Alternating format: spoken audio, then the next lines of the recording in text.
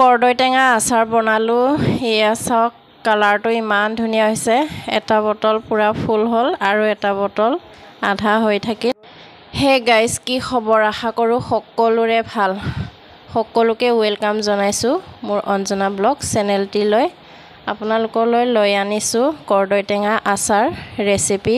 তো আহক গাইজ, ৰেচিপিটো আৰম্ভ কৰোঁ। এইখিনি হ'ল কৰ্দৈ টেঙা। কৰ্দৈ টেঙাখিনি হাজবেণ্ডে ৰাতিপুৱাই কাটিলে। কাটাখিনি নেদেখালোঁ, মই গমেই নাপালোঁ কাটাখিনি। হাজবেণ্ডে মনে মনে কাটি নিমখত তিয়াই থৈ দিছে। এতিয়া কৰ্দৈ টেঙাৰ পৰা ওলোৱা পানীখিনি মই ধুনীয়াকৈ পেলাই ল'ম। তাৰপিছত কৰ্দৈ টেঙাখিনি ডলাত ধুনীয়াকৈ শুকাই ল'ম। কৰ্দৈ টেঙাৰ পৰা যিখিনি পানী ওলাই আছে সেই পানীখিনি মই এতিয়া পেলাই দিছোঁ। তাৰপিছত আধা ঘণ্টামান ৰ'দত দি দিম। পানীখিনি পেলাই লৈ এতিয়া মই কৰ্দৈ টেঙাখিনিত হালধি দি দিছোঁ। হালধিখিনি ভালদৰে মিক্স কৰি ডলাত এটা এটাকৈ দি মেলি ল'ম।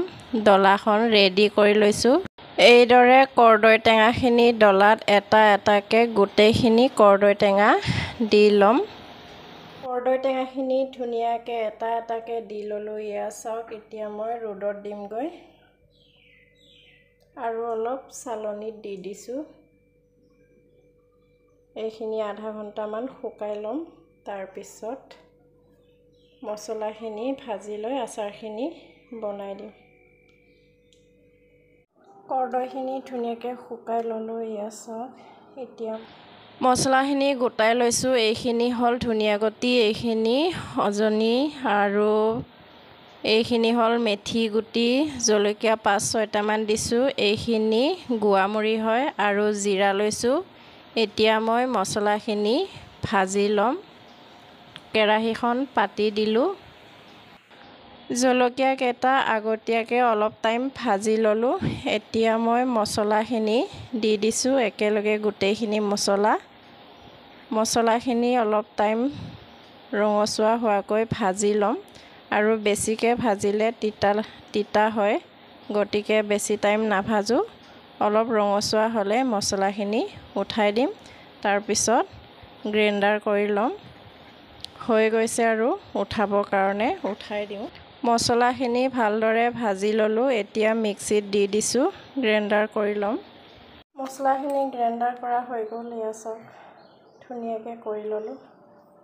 বৰ বেছি গুড়া কৰা নাই। এতিয়া মই তেলখিনি গৰম কৰি ল'ম।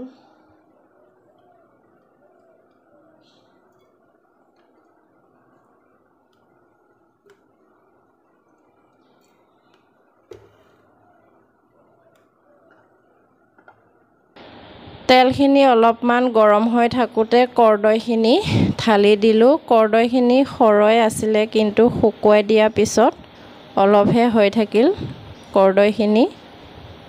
বেছি টাইম শুকোৱা নাই, মই আধা ঘণ্টা শুকাইছোঁ। কাৰণ বেছি শুকালে লিকতা হয়, খাবৰ কাৰণে বেয়া হয়। সেই গতিকে আধা ঘণ্টাই শুকালোঁ।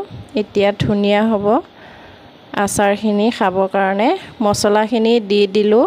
তেলতে মছলাখিনি ভালদৰে মিক্স কৰি ল'ম, তেতিয়াহে কৰ্দৈ টেঙাখিনিত মছলাবিলাক ধুনীয়াকৈ লাগিব। কৰ্দৈখিনি তেল মছলা ভালদৰে মিক্স কৰি ল'লোঁ। চাওক ইমান ধুনীয়া হৈছে। বৈয়ামটো ধুই থৈ দিছিলোঁ, ভালদৰে শুকাই লৈছোঁ। এতিয়া মই ভৰাই দিম। চিচা বৈয়ামে লৈছোঁ। চিচা বৈয়াম হ'লে আচাৰ ভাল হৈ থাকে, বেছি ৰ'দত নিদিলেও হয়। যদি প্লাষ্টিকৰ হয় তেতিয়া মানে আচাৰখিনি বেয়া হোৱাৰ সম্ভাৱনা থাকে। গতিকে আচাৰ বনালে চিচা বৈয়ামে ল'ব। মই চিচা বৈয়ামে লৈছোঁ। এতিয়া মই আচাৰখিনি বৈয়ামত ভৰাই লওঁ। টেষ্টি স্পাইচি কৰ্দৈ আচাৰ বনাই একদম ৰেডি। বৈয়ামত ভৰাই ল'লোঁ। আচাৰখিনি দেখাত কি ধুনীয়া হৈছে, কালাৰটো। খাবও বহুত টেষ্টি হ'ব। এটা বৈয়াম ফুল হ'ল আৰু এটা বৈয়াম আধা হৈ থাকিল। কৰ্দৈ টেঙা সৰই আছিল কেঁচাতে, কিন্তু শুকাই দিওঁতে বহুতখিনি কমি গ'লে আৰু তেলত দিয়াৰ লগে লগে জহি গ'ল। লগে লগে খাব হৈ যাব। বহুত কোমল হৈছে। এতিয়া মই মুখনিক এখন লগাই দিওঁ। আজি কৰ্দৈ আচাৰ ৰেচিপিটো কেনেকুৱা লাগিল? যদিহে ভাল লাগিল সকলোৱে লাইক কমেণ্ট শ্বেয়াৰ কৰিব আৰু যিসকলে মোৰ চেনেলত নতুনকৈ আহিছে প্লিজ চেনেলটো ছাবস্ক্ৰাইব কৰি দিব আৰু কাষতে থকা বেলটো অল কৰি দিব। Bye bye.